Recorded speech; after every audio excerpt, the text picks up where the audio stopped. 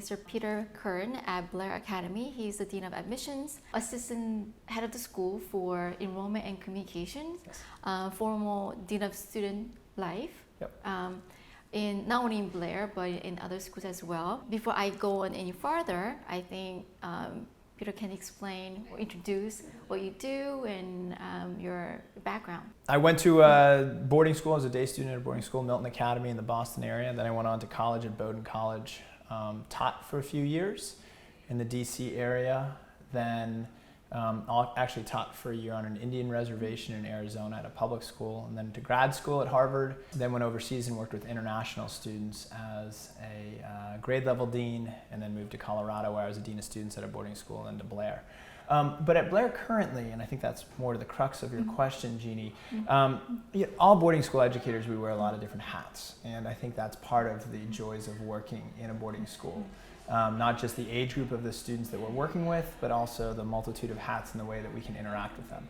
So while I am the assistant head for enrollment and communications, overseeing both the admission and communications offices, I'm an advisor to 10 students, which is wonderful.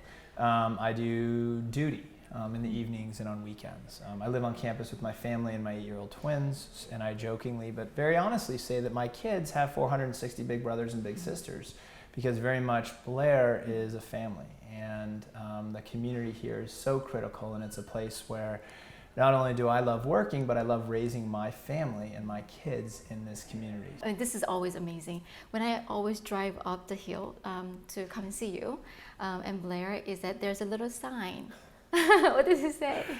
It says, drive carefully, children and dogs everywhere. Yes, and I think that's literally true.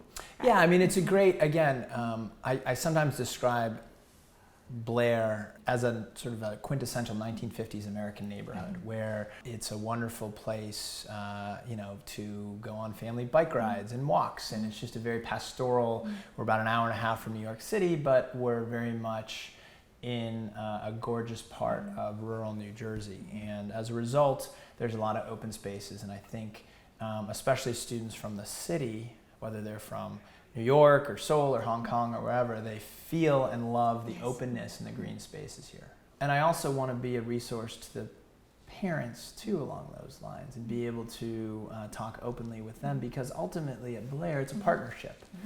Collectively, I say we're raising the students. We're fortunate in that we're located very close to a few international airports, so it's fairly easy for international families to come to campus, and we welcome them.